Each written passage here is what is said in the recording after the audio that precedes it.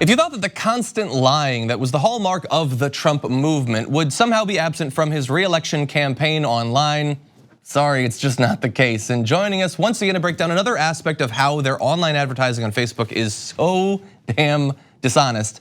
Jed Luggum, creator of political newsletter Popular Information, available at popular.info. Jed, welcome back to the show. Thanks for having me. Thank you for doing what you do, which is keeping tabs on this online re-election effort and documenting on Facebook how they're deceiving people. We had you on a few weeks ago, but you've uncovered a new way that they're deceiving people. Could you outline it for us?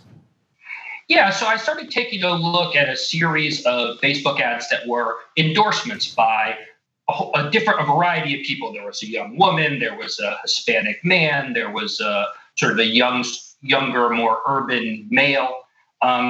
These were demographics that are pretty important to Trump because he's generally doing fairly poorly among those groups. So I was a little suspicious of them. And anyway, looked into the images, did some reverse searches, looked into some stock photo sites that I know that the Trump campaign has used in the past, and found that actually these were not Trump endorsers.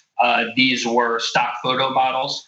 And if you look very, very carefully at these ads in imperceptibly tiny font, there is a disclaimer saying that these are actors, although they claim the testimonials are real. But the point is that the reason why they're doing these ads is to say that they have support from younger women or Hispanic men. I mean, that's the whole purpose of these. And there's no evidence that whoever gave these endorsements fits those demographic categories. So that's incredibly important because, like as you point out, some of the examples they give are just very unlikely to be Trump supporters. They have this, like there's an image of a guy who looks like some sort of like Portland hipster who owns like a coffee shop or something. And so they admit in a very tiny font that that guy is not the one who did the testimonial. But for all we know, the testimonial could have been Lindsey Graham, right? Like we have no idea if any of the demographic or psychographic variables are similar between the people they're using and the actual people who supposedly wrote these, right? Yeah, and even assuming that they are real, let's just grant them for that. There's no reason to believe that the endorsements themselves aren't real because there are at least 3 people who do support Trump. So I believe they can find someone to say a nice thing or two about Trump. But we don't even know if the Trump campaign knows who those people are, how old they are, or what they look like.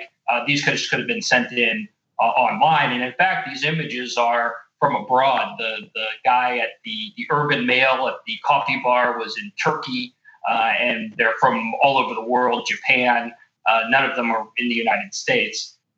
And it's really part of a pattern online where I think Trump believes, or the Trump campaign believes, that they will not be scrutinized. They won't be held accountable for what they're doing, and they try to get away with it as much as they can. And well, thankfully they are being scrutinized because the last time you were on it was talking about how in their like text post ads, they were just lying about positions of the Democrats and things like that. The ads were taken down, they just put them up again. And so we know that they're raising a lot of money. This sort of activity on Facebook, how important is it to them in terms of just their strategy, but also how much, do we have any idea of how much money they're spending on these sorts of ads?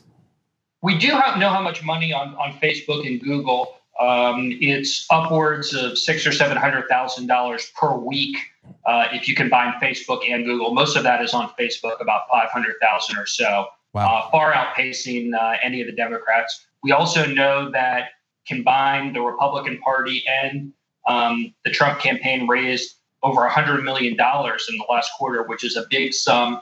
It's more than Obama raised if you look at this point in the re-elect. So this is really a central part of their campaign, and these kind of tactics enable the ads to be more effective. Another thing that I kind of looking into after I did this story was they have a contest to have dinner with Trump, which is very typical.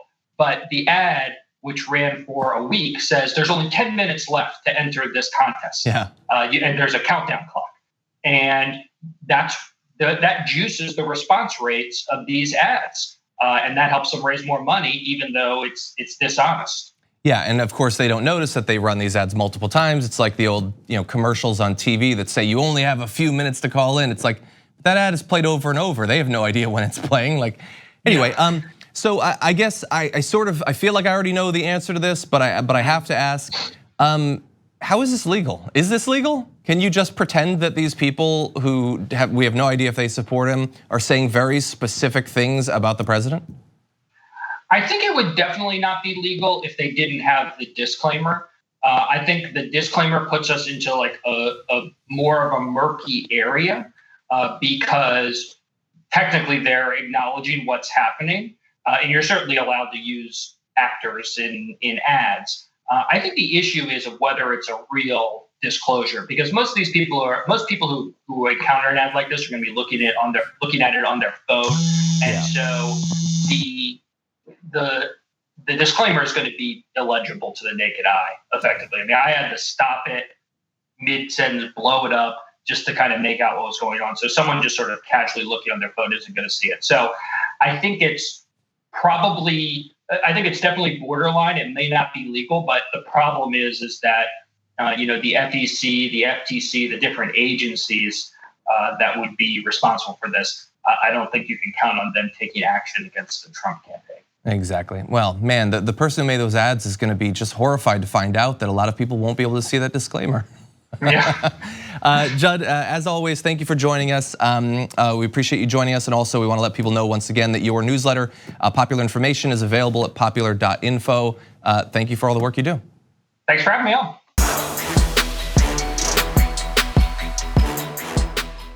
For more political news, breakdowns, interviews, stories of activism, and me trying my hardest to care about the occasional big celebrity news story, subscribe to our YouTube channel at youtube.com/The Damage Report. And you can ring the bell wherever it is so you don't miss anything.